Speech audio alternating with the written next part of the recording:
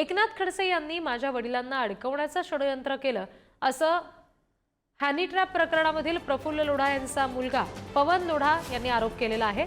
माझ्या वडिलांवर दाखल झालेले गुन्हे खोटे आहेत असंही पवन लोढा यांचं म्हणणं आहे। गिरीश महाजन आमच्यासाठी दैवतच आहेत असंही पवन लोढा म्हणाले।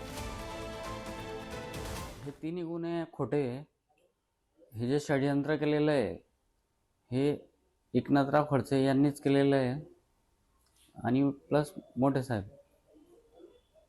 ह्या गुन्ह्याबद्दल काहीच म्हणजे काहीच नाही आहे। ॲक्च्युली मनभेद बी क्रिएट करणारे लोक जे होते ते हेच होते, माजी गृहमंत्री अनिल देशमुख आणि एकनाथराव खडसे। त्यांनी ते क्रिएट केले, पण जेव्हा ते दूर झाले त्याच्यानंतर परत आम्ही BJPमध्येच येऊन गेलो आहे। भाऊंचा जो विषय आहे, भाऊ म्हणजे आमच्यासाठी आजच्या तारखेमध्ये कालच्या तारखेमध्ये दैवतच होते, दैवत आहेच आणि राहणारच। आपण बघितलं पवन लोढा यांचं नेमकं काय म्हणणं होतं ते।